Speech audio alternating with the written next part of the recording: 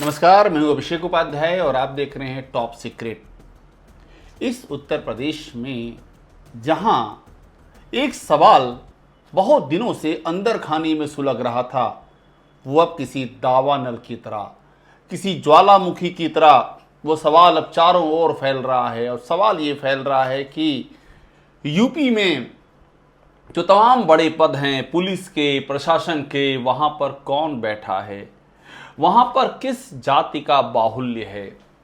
हमारे देश का संविधान कहता है कि समानता का अधिकार होना चाहिए, आर्टिकल 14 से लेकर के आर्टिकल 18, और ये इस देश के महान सपूत बाबा साहब भीमराव अंबेडकर ने ये हमको दिया है।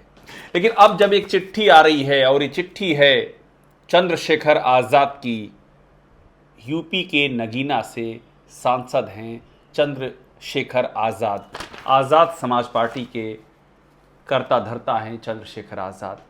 और जब उनकी ये चिट्ठी आ रही है तो इस चिट्ठी से एक बार फिर से वही ज्वालामुखी भड़क उठा है कि यूपी में अहम प्रशासनिक और पुलिस के पदों पर किस जात के लोग विराजमान हैं, और उसमें अनुसूचित जाति कहाँ है, उसमें दलित कहाँ हैं, उसमें एसटी अनुसूचित जनजाति वो कहाँ हैं, उनमें पिछड़े कितने हैं, उनमें दूसरे जातियों के कितने हैं, और क्या किसी एक जाति विशेष का वहाँ पर आधिपत्य है।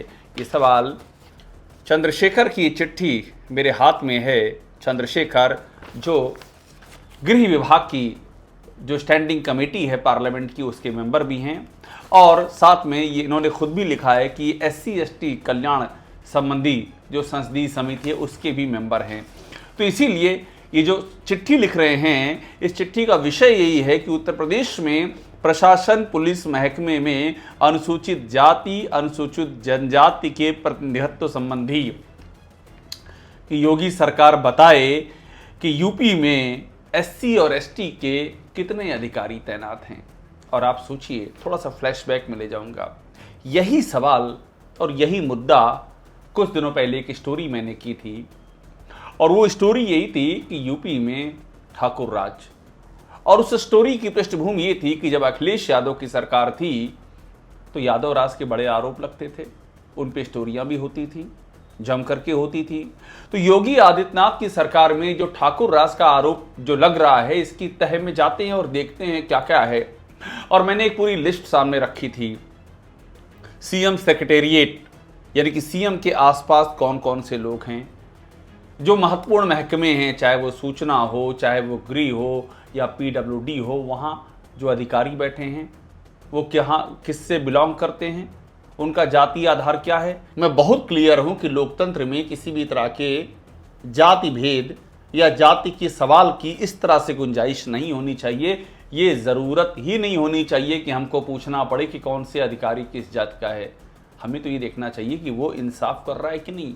मगर इंसाफ तो ये भी है कि जो जातियां दलित हैं, पिछड़ी हैं, जो अनुसूचित जनजाति हैं, उनके अधिकारियों को भी तो वो वेटेज मिले जो दूसरों को मिल रहा है। ये तो सवाल उठेगा ना। बाबा साहब भीमराव अंबेडकर का सपना और क्या था? सपना बराबरी का था, और बराबरी तो ऐसे ही होगी जब आप उन महत्वपूर्ण महकमों पर उनको भी आने देंगे। तो मैंने यही सवाल उठाया था, और सवाल था यादव राज बनाम ठाकुर राज का। वो स्टोरी मैंने की, उस स्टोरी की प्रतिक्रिया में FIR कर दी गई मेरे खिलाफ। मामला दर्ज हुआ यूपी की हजरतगंज कोतवाली में, और दूसरी FIR थी। एक FIR उसके पहले एक खबर पे और दर्ज कर चुके हैं यही सरकार। और उस FIR में ये लिखा गया कि योगी आदित्यनाथ ईश्वर के अवतार हैं और आपने ईश्वर पे सवाल कर दिए। उसमें लिखा गया कि मेरे पीछे विदेशी ताकतें, विदेशी फंडिंग है। ये बात कहकर के FIR की गई। सोचिए वो सवाल जो कितना महत्वपूर्ण सवाल है, क्योंकि बीजेपी का ये जो उदय हुआ है 2014 से अब तक, उसके पीछे मेन वजह तो यही है कि अनुसूचित जाति, पिछड़े, दलित, आदिवासी, ये सारे तबके, इनके वोट मिले हैं। तो जब इनके वोट मिले तो ये सवाल तो पूछा ही जाएगा। अब जब चंद्रशेखर आज़ाद की चिट्ठी आई, और चिट्ठी किसके नाम है? चिट्ठी मनोज कुमार सिंह के नाम है, जो यूपी के इस समय मुख्य सचिव हैं। मेरी ठाकुर राज वाली स्टोरी का ये भी अहम किरदार थे। मनोज सिंह यूपी के मुख्य सचिव हैं, और इसके अलावा भी इनके पास कितने ही विभाग हैं। ये जो एक्सप्रेसवे डेवलपमेंट अथॉरिटी है, यूपी में जो एक्सप्रेसवे बन रहे हैं उसका जिम्मा इन्हीं के पास है। जो इंडस्ट्रियल डेवलपमेंट से जुड़े निकाय हैं उनका जिम्मा इन्हीं के पास है। पिकअप है उसका जिम्मा इन्हीं के पास है। एक नहीं बल्कि कई, मेरे ख्याल से 5 या 6 महत्वपूर्ण महकमे हैं जिनका जिम्मा अभी भी ये संभाले हुए हैं, और साथ में ये चीफ सेक्रेटरी बने हुए हैं। एक तरह से सरकार का एक बड़ा हिस्सा ये खुद ही चला रहे हैं। और ये जब मामला, ये जो चंद्रशेखर आज़ाद पूछ रहे हैं इसके कि कितने अनुसूचित जाति और जनजाति के अधिकारी हैं, ये इसीलिए तो गर्माता है क्योंकि योगी आदित्यनाथ के आसपास प्रमुख पदों पर कौन बैठा हुआ, यही तो सवाल है जिसको मैंने किया। मुझ पर FIR की गई, सुप्रीम कोर्ट ने राहत दी। मैं सुप्रीम कोर्ट गया इस FIR के खिलाफ, सुप्रीम कोर्ट ने उस पर आदेश दिया और बाकायदा कहा कि सरकार के खिलाफ लिखने पर, सरकार से प्रश्न पूछने पर किसी पत्रकार पर क्रिमिनल मामले नहीं दर्ज कर सकते हैं। ये बहुत बड़ा आदेश सुप्रीम कोर्ट ने दिया और इस आदेश से देश भर के पत्रकारों को बड़ी राहत मिली है।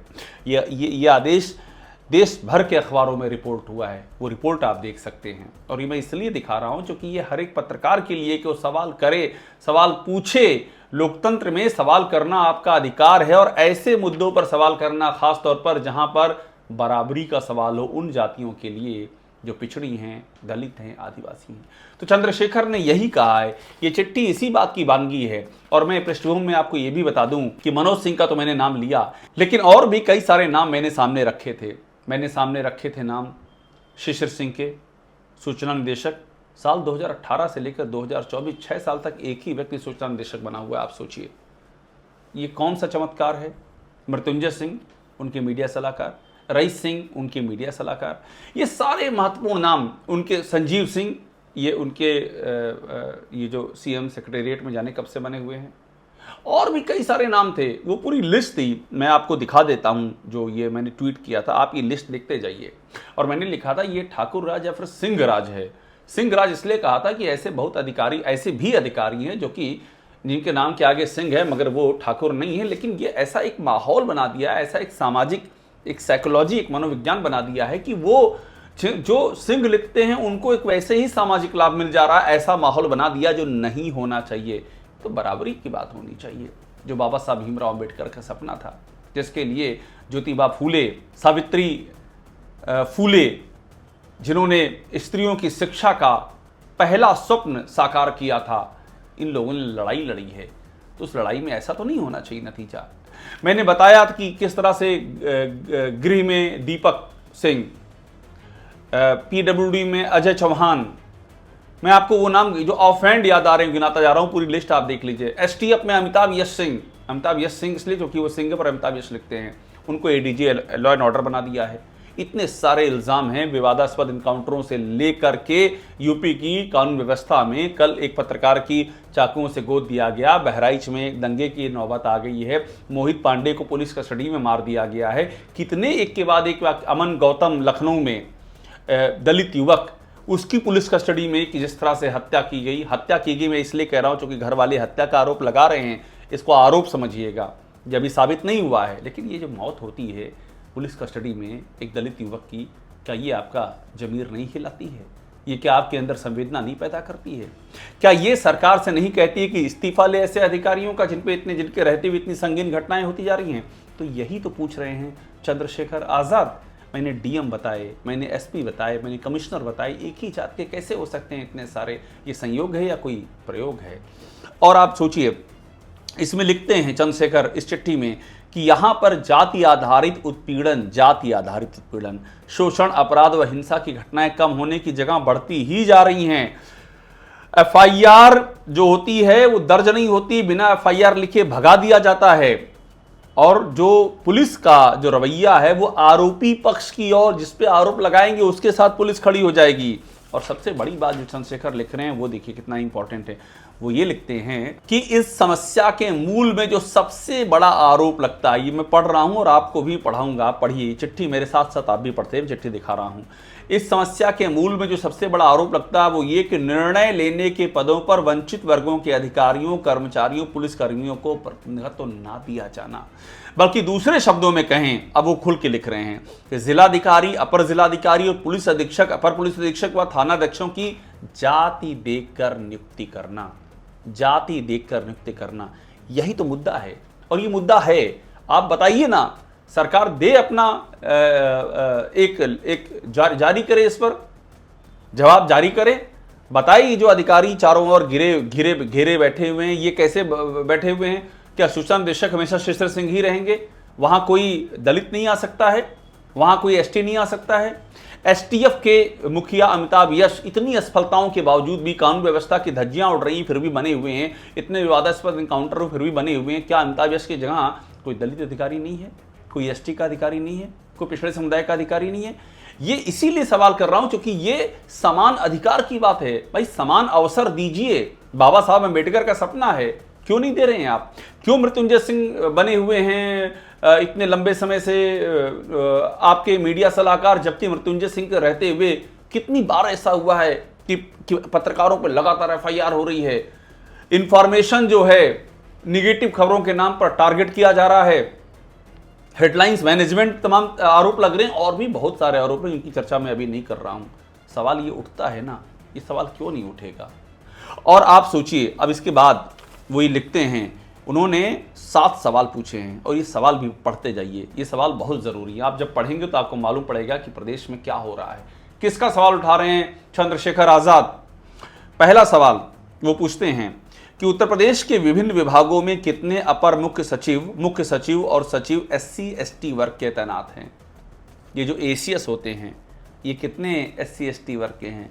आपके प्रिंसिपल सेक्रेटरी ये कितने हैं इस वर्ग के? आप बताइए। यूपी के 75 जिलों में अनुसूचित जाति जनजाति वर्ग से कितने जिलाधिकारी और अपर जिलाधिकारी कार्यरत हैं? सरकार लिस्ट जारी करते, कितनों को जिलाधिकारी बनाया वो उसने SC/ST वर्ग से? ये सवाल चंद्रशेखर कर रहे हैं। यूपी के 18 मंडलों में 18 मंडल हैं, कितने कमिश्नर अनुसूचित जाति जनजाति वर्ग के हैं? ये बताए सरकार बताए कि प्रदेश के कितने जिलों में SSP और SP SC/ST वर्ग के हैं? यही तो मैंने भी लिस्ट रखी थी सामने कि गिन लीजिए कितने हैं SC/ST वर्ग के, कितने दूसरी जातियों के, खुद गिन लीजिए आप, जिस पर कि FIR कर दी गई। प्रदेश के किस जोन में ADG IG व किस रेंज में DIG SC/ST वर्ग के हैं? भाई DIG और IG और ADG की भी गणना हो जाए। प्रदेश के कितने पुलिस महानिदेशक DGP की बात नहीं हो रही, DG की बात हो रही, DG कई सारे होते हैं, और कितने अपर पुलिस महानिदेशक जो ADG हैं वो SC/ST वर्ग से आते हैं। और जो 7वां सवाल बहुत महत्वपूर्ण है, चंद्रशेखर पूछते हैं कि प्रदेश के 75 जिलों की कोतवाली थानों में कितने प्रभारी निरीक्षक SC/ST वर्ग से तैनात किए गए हैं? ये जो थानों के प्रभारी होते हैं, जो कोतवाल होते हैं, ये जो थानों के निरीक्षक होते हैं, इनका तो गजब अपना ही जलवा होता है। इतने आरोप लगते हैं और कितनी सुनवाई होती है। अब सवाल ये है कि ये आरोप क्यों लग रहे हैं, किस जात के कितने हैं? मैं आपसे फिर कह रहा हूँ कि बार बार जाति का सवाल इस तरह से, इस मकसद से कोई नहीं उठा रहा है कि आप ये समझें कि वो जाति वैमनस्य फैला रहा है। सवाल ही नहीं है। ये तो समानता की बात है, ये तो बराबरी की बात है, ये तो समान अवसरों की बात है, जिसका हमारे संविधान निर्माताओं ने स्वप्न देखा, जिसके लिए हमारा देश आज़ाद हुआ, जो संविधान एडॉप्ट किया गया, और वो संविधान जो आज भी इस देश की लाइटिंग फोर्स है, इस देश का लाइट हाउस है, मशाल है हमारे लोकतंत्र की। तो सबको समान अवसर तो देनी चाहिए। तो ये चिट्ठी है चंद्रशेखर की, और ये चिट्ठी मैं इसीलिए कह रहा हूँ क्योंकि ये चिट्ठी अपने आप में एक बड़ा सवाल बन चुकी है। हिंदी के प्रसिद्ध कवि दुष्यंत कुमार लिख गए हैं कि मेरे सीने में न सही तेरे सीने में सही हो कहीं भी आग, लेकिन आग जलनी चाहिए।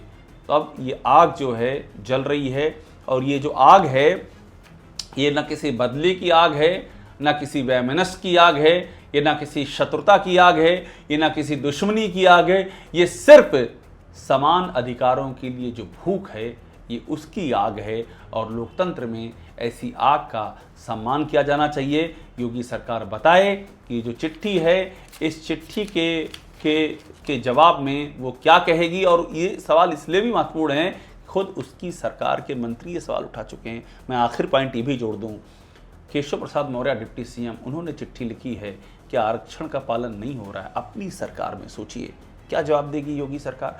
अनुप्रिया पटेल, आशीष पटेल, अनुप्रिया पटेल अपना दल सहयोगी पार्टी है, उन्होंने लिखा है कि एंड नॉट फाइंड सुटेबल, आप लिख देते हैं जो पिछड़े और दलित उम्मीदवार होते हैं कि इनकी भर्तियां नहीं हैं, ये सुटेबल नहीं पाए गए, इसलिए हम इनकी भर्ती नहीं कर रहे हैं। ये अपने सहयोगी सवाल उठा चुके हैं यहाँ पे। चंद्रशेखर तो दूसरी पार्टी के हैं, आपकी पार्टी के अपने आपकी सरकार के सहयोगी सवाल उठा चुके हैं, तो आप कब तक जवाब से बचेंगे? कब तक आपकी नारा देकर कि बटेंगे तो कटेंगे जो मूल प्रश्न है उनसे अपना पीछा छुड़ाने की कोशिश करेंगे? तो ये सवाल लगातार कायम है, ये सवाल हम लगातार उठाते रहेंगे। टॉप सीक्रेट को आप देखते रहिए, लाइक कीजिए, सब्सक्राइब कीजिए और यहाँ वो सारी खबरें देखिए जो लीक से हटकर हैं और जो आपको सिर्फ यहीं मिलेंगी।